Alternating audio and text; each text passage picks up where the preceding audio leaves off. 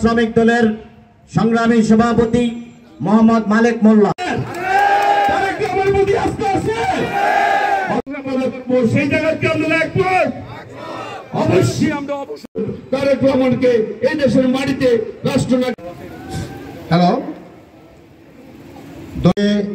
আসন গ্রহণ করার জন্য যেহেতু আসন দিতে পারি নাই, আমি সকল উপজেলা স্বেচ্ছাসেবক দলের সদস্য জনাব আল্লাহ মারা গেছেন, শহীদ হয়েছেন, কেউ ভঙ্গ হয়েছেন, আল্লাহ তাদের তাদের জিম্মাদার স্থাপিত হয়েছে।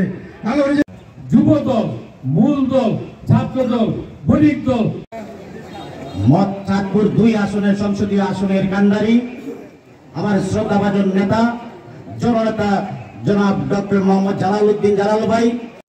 কষ্ট আমরা প্রকাশ করতে পারি নাই গত 17 বছরে। আজকে মুক্ত বাতাসে মুক্ত আকাশে বসে যখন ফরাজি গান্ধী ইউনিয়নের নতুন বাজারে আমরা বক্তব্য রাখি, 3 বারের প্রধানমন্ত্রী, গণতন্ত্রের মানুষ কন্যা, সেই নেত্রী জীবিত অবস্থায় দেখে গেছে ফ্যাসিস্ট সরকার দুপুরের ভাত রান্না করে খাইয়া যাইতে পারেন নাই।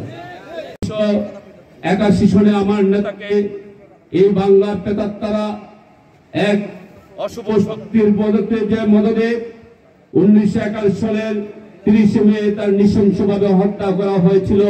আজকে হলো এমন একটা দিন যেদিনে আমাদের নেত্রী, দেশ নেত্রী, গণতন্ত্র নেত্রী, যার জন্ম না হলে বাংলাদেশে গণতন্ত্র থাকতে না করুক, সেই নেত্রী আজকে জন্মদিন।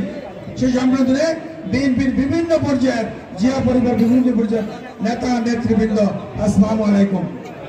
আমরা বিসমিল্লাহ শহীদ একবার আলহামদুলিল্লাহ, 3 বার কুলহুল্লাহ এবং 11 বার দরুদ শরীফ পড়ি।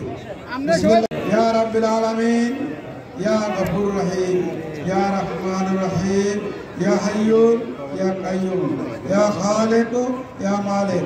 আল্লাহ, এই বিএনপি পরিবারের বহু নেতা নেত্রী এবং অনেক বিএনপি শুভাকাঙ্ক্ষী সমর্থক বৃন্দ নিয়ে আল্লাহ, আর যুবক, আমার বিরুদ্ধ বনিতা, মা বোনদেরকে নিয়ে আল্লাহ তোমার ঘরে হাত উঠেছে। আল্লাহ, এই হাত উঠানেন আল্লাহ, আমাদের উদ্দেশ্য তুমি জানো আল্লাহ, কেন আমরা হাত উঠেছি।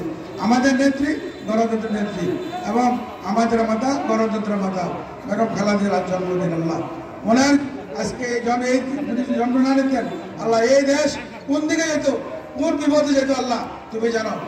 স্থাপিত হয়েছে আল্লাহ, আল্লাহ দেখে যেতে পারেন, আল্লাহ ওনাকে নেক হায়াত করেন।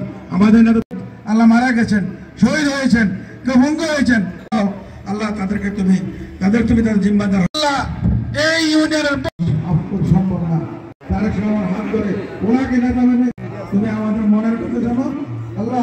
জোরে বললে বোঝো, এই মনে একজন অলি শুয়ে আছে আল্লাহ, এই অলির উসিলায় আল্লাহ এই এলাকার মানুষ যারা কবরবাসী আছে আল্লাহ, তাদেরকে তুমি আল্লাহ কবরকে, তাদের কবর থেকে আল্লাহ ব্যস্ত টুকরা বানা দাও এবং নবীজির রওজার সাথে আল্লাহ যোগাযোগ করে দেয়। রব্বুল আলামিন, আমাদের নেতা তারেক রহমান যেন উনি সুস্থভাবে আমাদের মাঝে ফিরে আসতে পারেন, আমাদের এই দেশটাকে বার করে চলার তৌফিক দান করুন। আমিন আমিন ওয়া আখিরু দাওয়ানা আলহামদুলিল্লাহি রাব্বিল আলামিন।